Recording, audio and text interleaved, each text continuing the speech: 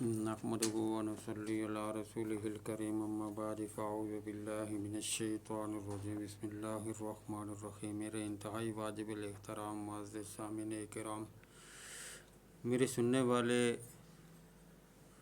تمامی احباب دوست اور میرے سننے والے ہم مشن ہم فکر ہم سفر ساتھی ہو، السلام علیکم ورحمۃ اللہ وبرکاتہ۔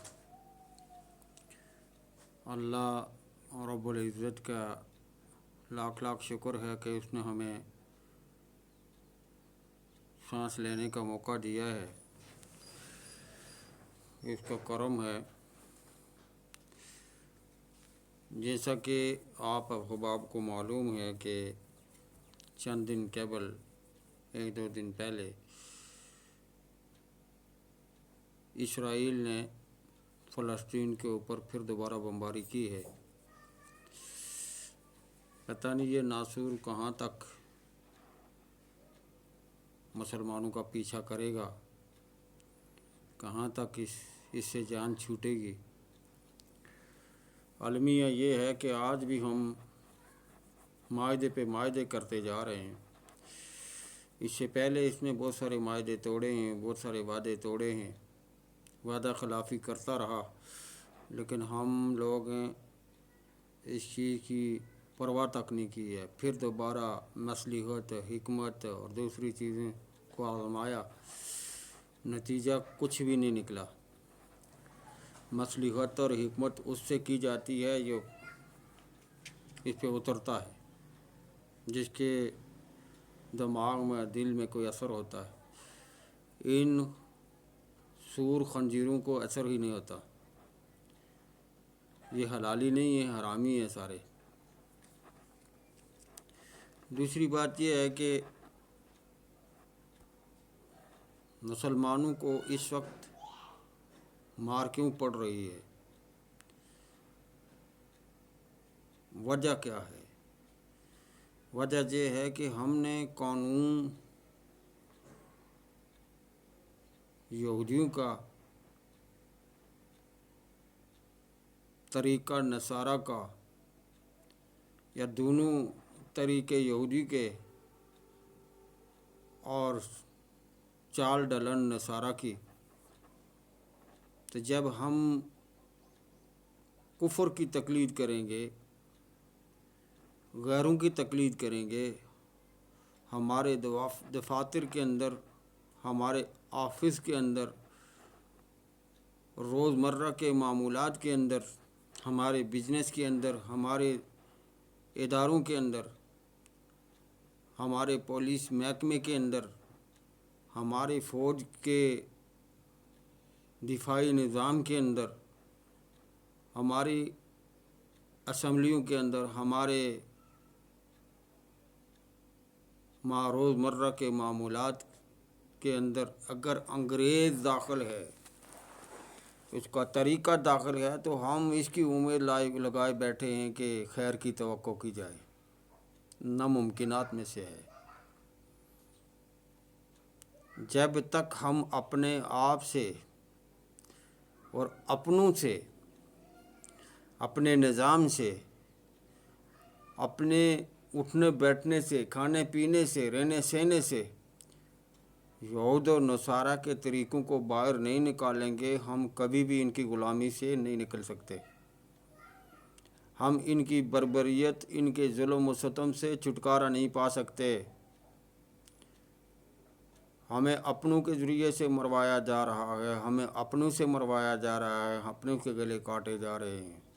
یہ ساری چیزیں ہوتی رہیں گی۔ اللہ تعالیٰ نے قرآن پاک میں ایک آیت نازل فرمائی ہے رحمت دو عالم صلی اللہ علیہ وسلم پر،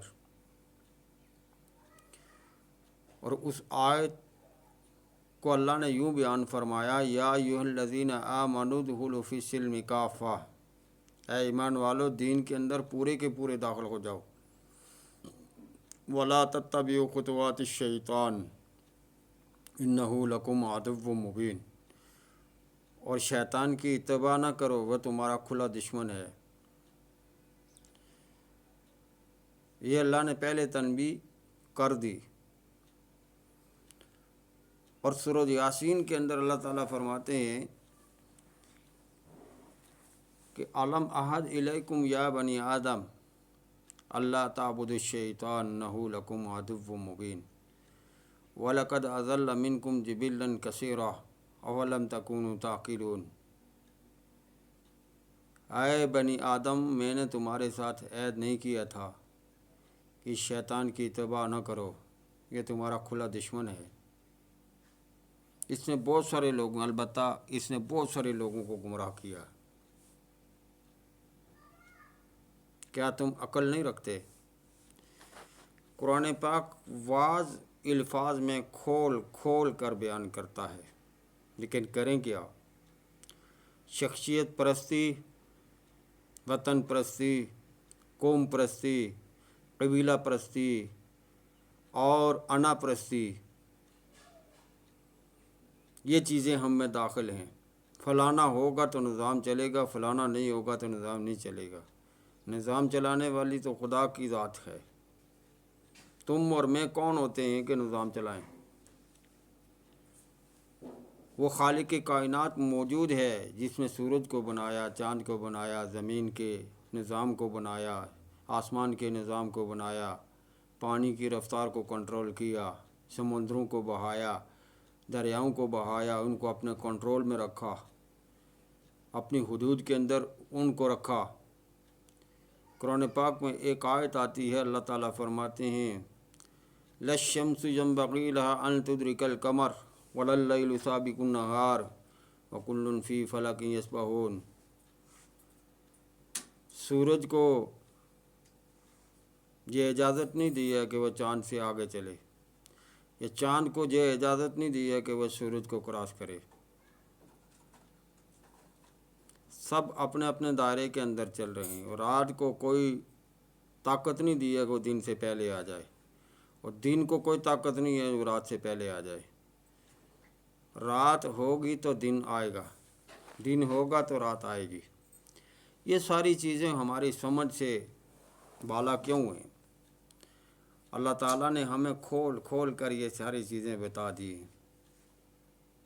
اللہ تعالیٰ قرآن پاک میں ایک آیت میں یوں فرماتے ہیں افلا ینظرون الی الابل کیف خلقت، کیا تم نے نہیں دیکھا اونٹوں کو ہم نے کیسے پیدا کیا؟ اونٹ کی رفتار، اونٹ کی چال چلن، اس اونٹ کی بناوٹ اور سجاوٹ کو دیکھ کر اللہ تعالیٰ نے مثال دی۔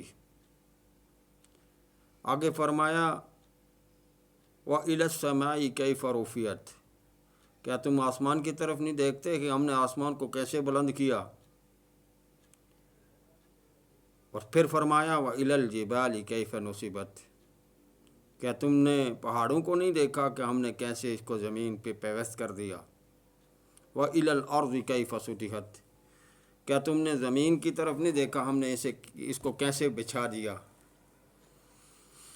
کبھی ان چیزوں پہ ہم نے غور نہیں کیا۔ ہم تو شیطان کی بنائی ہوئی چیزوں پہ غور کرتے ہیں، شیطان کی بنائی ہوئی چیزوں پہ سے متاثر ہوتے ہیں، اور پھر امید خدا سے لگائے بیٹھے ہیں۔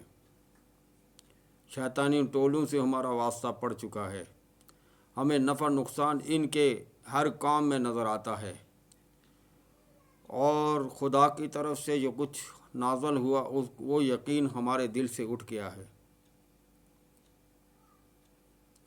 اللہ رب العالمین کے پیارے رسول صلی اللہ علیہ وسلم نے فرمایا وہ قوم کبھی بھی ترقی نہیں کر سکتی، وہ قوم کبھی بھی بلندیوں پہ فائز نہیں ہو سکتی جہاں تک کہ وہ اپنے آپ کو نہ بدلے۔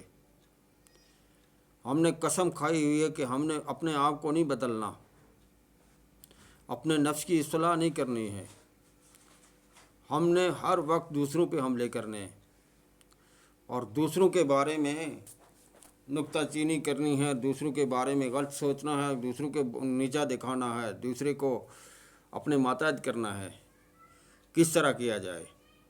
کوئی جادو ٹونے کے ساتھ اپنے میوں کو اپنے زیر کنٹرول کرتی ہیں خواتین، اور کوئی ملازمت حاصل کرنے کے لیے جادو ٹونا کر کے ملازمت حاصل کر کے اپنے مفادات کی بات کرتا ہے، تو ایسے حالات جب پیدا ہوتے ہیں تو پھر تباہی مقدر بن جاتی ہے۔ اللہ تعالیٰ مسلمانوں پر رحم فرمائے۔ مسلمان بحیثیت لا الہ الا اللہ محمد رسول اللہ پڑھنے والا، اس کا نہ کوئی فرقہ ہے، نہ اس کا کوئی گروہ ہے، نہ یہ گروہ بندی میں ہے۔ لا الہ الا اللہ محمد رسول اللہ پڑھنے والا مسلمان ایک جسم کی مانند ہے، ایک جسم کی طرح ہے، ایک خاندان کی طرح ہے، اور ہم نے اس چیز کو چھوڑ دیا۔ کلمہ تو پڑھتا ہے لیکن اختلاف اس کی ذات سے نہیں، اس کے کام سے ہے۔ کام سے بے شک کرو، لیکن ہم لوگ ذات سے انکار کرتے ہیں، ہم اختلاف ذاتیات پہ کرتے ہیں۔ کام کی طرف اگر غور کیا جائے تو کام کرنے والے کی اصلاح کی جا سکتی ہے، لیکن یہ بڑی عجیب بات ہے جو ہماری سمجھ میں نہیں آ رہی کہ ہم نے کبھی یہ سوچا ہے کہ ہم اس کی ذات سے اگر نفرت کریں گے تو یہ کہاں جائے گا، کس طرف جائے گا، اس کا رخ کہاں تک جائے گا۔ یہ ساری چیزیں ہمارے دماغ کے اندر آنے کے باوجود بھی نکل جاتی ہیں۔ ہم نے کبھی بھی کسی کے ضمیر کو ضمیر سمجھا ہی نہیں، ہم نے کسی کی عزت کو عزت سمجھی ہی نہیں، بس ضمیر ہے ہمارا ہے، عزت ہے ہماری ہے، شہرت ہے ہماری ہے۔ ہم اپنی انا پرستی کے شکار ہیں، اور جو قوم انا پرستی میں آ جائے تو اللہ تعالیٰ اس کو تباہ کر دیتے ہیں۔ انا پرستی کو چھوڑ کر، نفس پرستی کو چھوڑ کر، قوم پرستی کو چھوڑ کر، قبیلہ پرستی کو چھوڑ کر، وطن پرستی کو چھوڑ کر باہر نکلیے، پوری عالم گیری کی طرف دیکھیے، عالم اسلام کی طرف دیکھیے۔ مسلمان جہاں کہیں بھی آباد ہے وہ سکون کی زندگی نہیں گزار رہا۔ برما کے مسلمانوں کی حالت دیکھیں، مقبوضہ کشمیر کے مسلمانوں کی حالت دیکھیں، سب پڑھنے والے ہیں لا الہ الا اللہ محمد رسول اللہ، لیکن ہم نے فرقہ پرستی کو ہوا دی ہوئی ہے۔ یہ حنبلی ہے، یہ شافعی ہے، یہ مالکی ہے، یہ دیوبندی ہے، یہ بریلوی ہے، یہ حنفی ہے، اور یہ فلاں ہے، یہ فلاں ہے۔ ہم نے سب کو فلاں فلاں میں تقسیم کر دیا۔ یہ نہیں سوچا کہ عالم کفر کے لیے نہ کوئی حنفی حیثیت رکھتا ہے، نہ کوئی مالکی حیثیت رکھتا ہے، نہ کوئی شافعی حیثیت رکھتا ہے۔ عالم کفر کے لیے کلمہ پڑھنے والا ہر وہ مسلمان اس کا ٹارگٹ ہے۔ ہر وہ مسلمان جو کلمہ پڑھتا ہے، وہ جس جگہ کا رہنے والا ہے، وہ اس کا ٹارگٹ ہے۔ کیا